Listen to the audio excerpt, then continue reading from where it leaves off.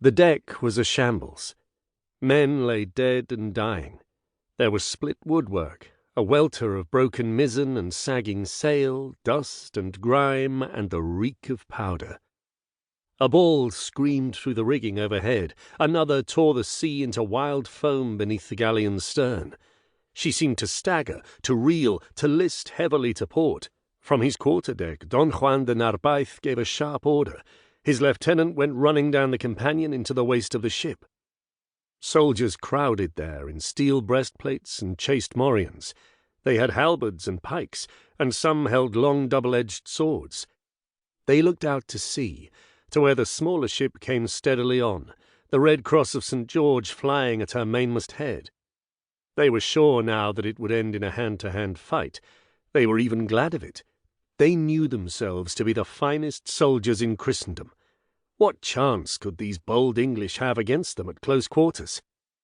The English ship had held off beyond reach of the Spanish guns this past hour, ceaselessly bombarding the Santa Maria with her longer-reached cannons.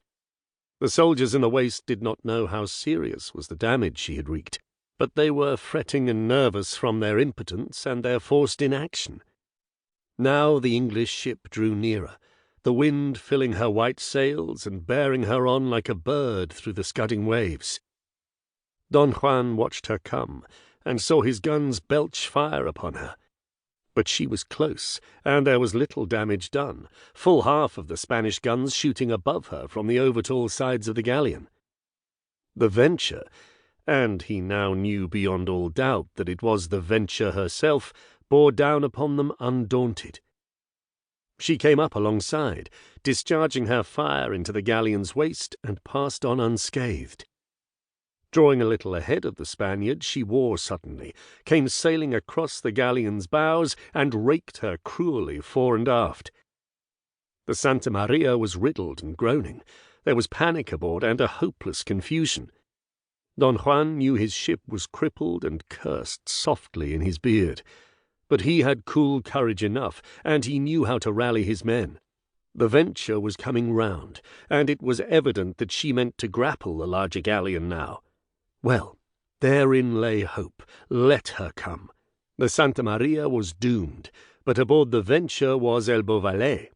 Beauvallet, the mocker of Spain, the freebooter, the madman. His capture would be worth even the loss of so noble a galleon as the Santa Maria. Aye, and more than that, there was not a Spanish admiral who had not that capture for his ambition. Don Juan drew in his breath on the thought. El Beauvallet, who bit his thumb at Spain.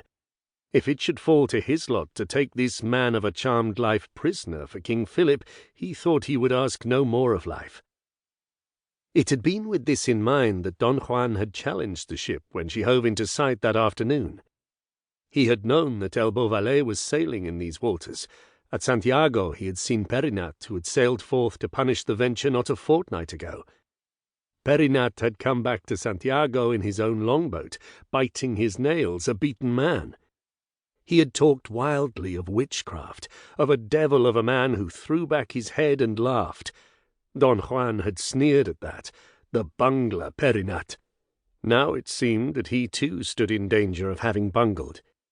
He had thrown down the gauntlet to Beauvallet, who never refused a challenge, and Beauvallet had picked it up and flirted his dainty craft forward through the sparkling sea. There had been some desire to show a lady what a Narvaez could accomplish. Don Juan chewed his lip and knew a pang of remorse. Below, in the panelled stateroom, was no less a personage than Don Manuel de Rada y Sylva, late governor of Santiago, with his daughter Dominica. Don Juan knew only too well in what peril they now stood. But when it came to hand-to-hand fighting, the tables might still be turned. The soldiers were armed and ready in the waist and on the forecastle. There were gunners, grimed and stained with sweat, standing by their culverins. The brief panic had been swiftly quelled. Let the Venture come. She was near, standing the fire from the long basiliscos. She drew nearer, and through the smoke one might see the men on her with boarding axes and swords, ready for the order to board the Spaniard.